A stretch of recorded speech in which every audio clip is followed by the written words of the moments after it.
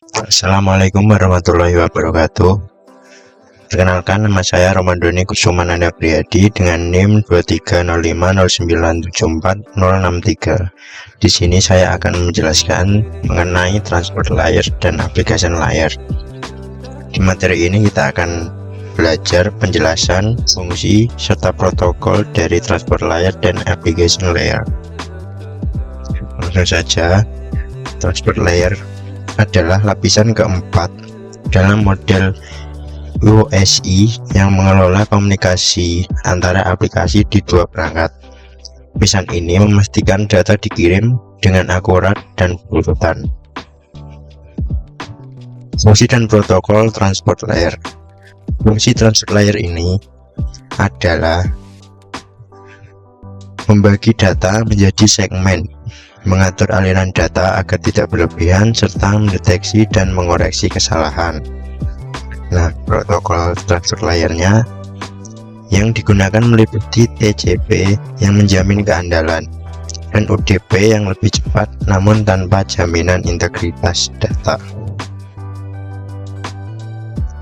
Untuk application layer sendiri merupakan tingkat teratas OSI yang berinteraksi langsung dengan pengguna.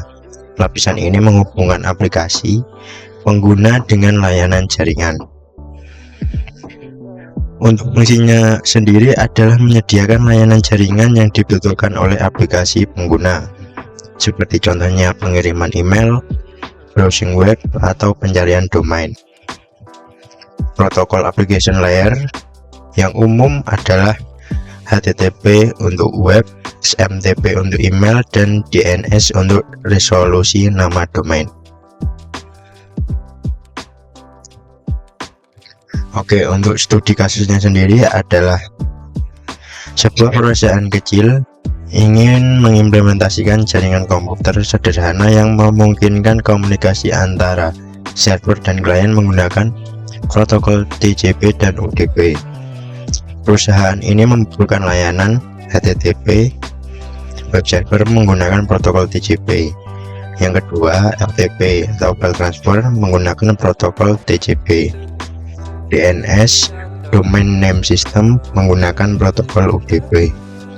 Perusahaan ingin memastikan bahwa jaringan mereka dikonfigurasi dengan baik sehingga klien dapat mengakses halaman web internal perusahaan melalui HTTP, mengunggah dan mengunduh file ke server menggunakan FTP, menggunakan DNS untuk menerjemahkan nama domain internal ke alamat IP.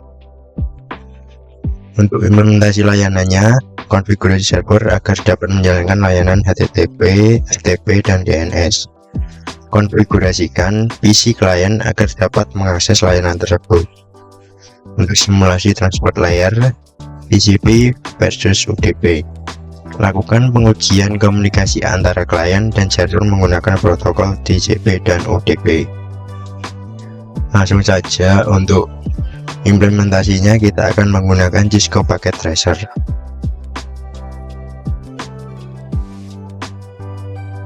Oke, sekarang kita akan membuat jaringannya.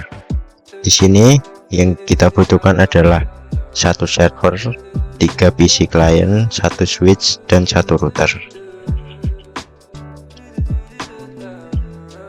Kita akan buat router. Setelah itu switchnya kita pakai yang 2960, 3 PC,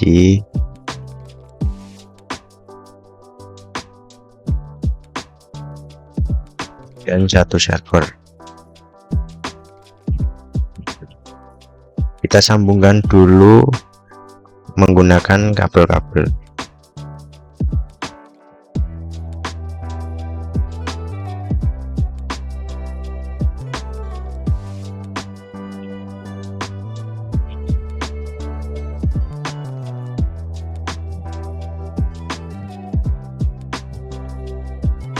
Pada keterangan ini, atur alamat IP secara manual untuk setiap perangkat dengan subnet mask 255.255.255.0 dengan IP address 192.168.x.1 untuk server X sendiri adalah 2 angka terakhir dari NIM.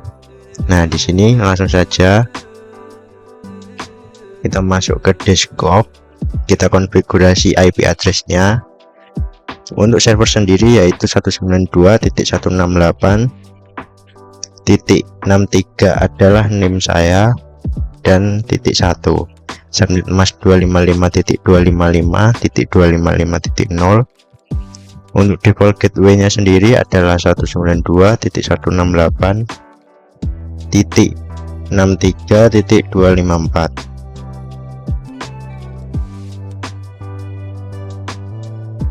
Oke, selanjutnya kita konfigurasi di PC-nya. Di PC 1, IP address-nya adalah .2 dengan subnet mask-nya 255.255.255.0 dengan default gateway .254. Untuk DNS servernya kita tambahkan IP dari server kita, yaitu 192.168.63.254.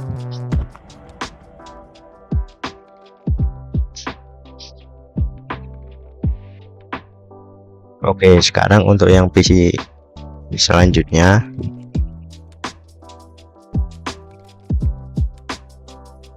kita konfigurasi. Untuk yang PC 2 adalah .3 dengan default gateway 192.168.63.254 dengan DNS server .1. Untuk PC 3 sendiri, IP-nya adalah .4 dengan default gateway .254 dan DNS server .1. Oke, sekarang kita konfigurasi di routernya. Di router sendiri, karena ini adalah gateway, kita on kan dulu pas Ethernet 0/0 dan IP address-nya adalah 192.168.63.254. Nah, setelah itu kita konfigurasi server agar dapat menjalankan layanan HTTP, FTP, dan DNS.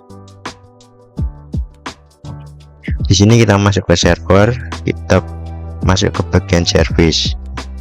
Nah, di HTTP ini kita edit dulu untuk indeks HTML. Kita akan tambahkan misalnya adalah selamat datang, ini adalah website saya.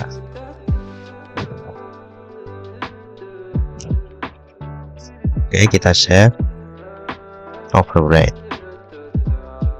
Nah, selanjutnya kita masuk di bagian DNS. DNS sendiri kita tambahkan namanya web.local dengan address seperti address IP server kita, yaitu 192.168.63.1. Oke, selanjutnya untuk FTP nya kita tambahkan terlebih dahulu username-nya.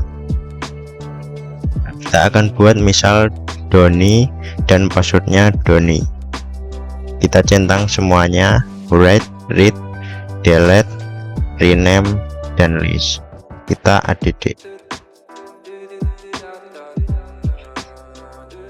Oke, setelah semuanya terkonfigurasi, kita akan melakukan simulasi, yaitu simulasi transport layer. Oke, setelah semuanya terkonfigurasi, kita akan cek di PC 0. Kita akan cek ping di server. dengan alamat IP 192.168.63.1. Berhasil untuk pingnya. Selanjutnya coba kita ke PC 2. Di PC 2 kita akan cek apakah di web browser ini website kita sudah bisa digunakan atau belum, dengan kita tambahkan URL-nya yaitu 192.168.63.1. Nah, di sini sudah tertampil website yang sudah kita konfigurasi di server tadi. Oke, sekarang di PC 2 kita coba untuk di web browsernya. Kita masukkan DNS-nya tadi, yaitu web.local. Oke, ternyata tadi kelupaan untuk yang DNS-nya.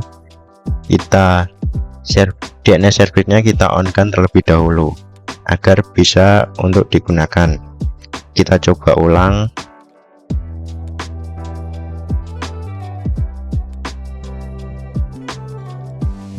URL-nya tadi kita masukkan web.local. Nah, sudah bisa.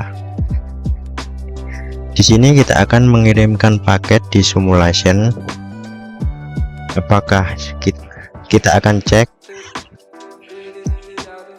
menggunakan protokol TCP dan UDP. Di sini kita matikan dulu semuanya. Oh, maksud saya kita matikan dulu DNS-nya. Di IPv6 ini kita matikan semuanya.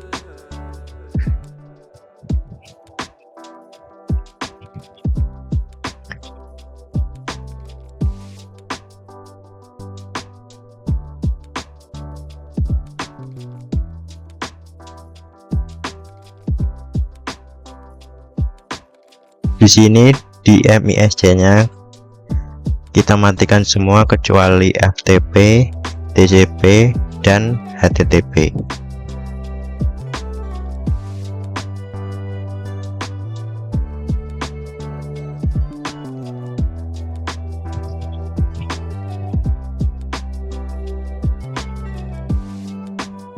Oke, seperti ini.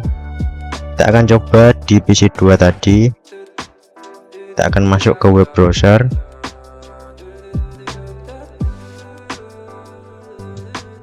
Kita ketikkan web.local.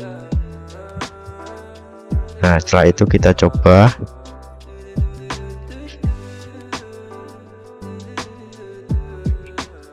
Nah, di sini keterangannya adalah menggunakan TCP. Setelah itu kita coba menggunakan UDP. Dengan kita aktifkan UDP-nya, kita matikan TCP, HTTP, dan FTP. Selanjutnya di IPv4-nya kita tambahkan DNS. Nah, sekarang kita coba untuk ke web lokal tadi. Setelah itu kita coba. Nah, kita lihat di sini sudah tertampil untuk paketnya sendiri menggunakan UDP. Oke, semuanya sudah selesai. Sekian uji coba di Cisco Packet Tracer-nya. Kesimpulan materi pada pertemuan kali ini adalah transport layer dan application layer memiliki peran penting dalam komunikasi jaringan. Transport layer menangani pengiriman data antar aplikasi dengan andal, sedangkan application layer menyediakan antarmuka untuk pengguna untuk mengakses layanan jaringan seperti web, email, dan sebagainya. Keduanya berkolaborasi agar komunikasi yang efektif dan fungsional antara perangkat di dalam jaringan. Sekian untuk materi yang saya sampaikan. Terima kasih. Jika ada yang ditanyakan, bisa menghubungi info yang ada di bawah. Wassalamualaikum warahmatullahi wabarakatuh.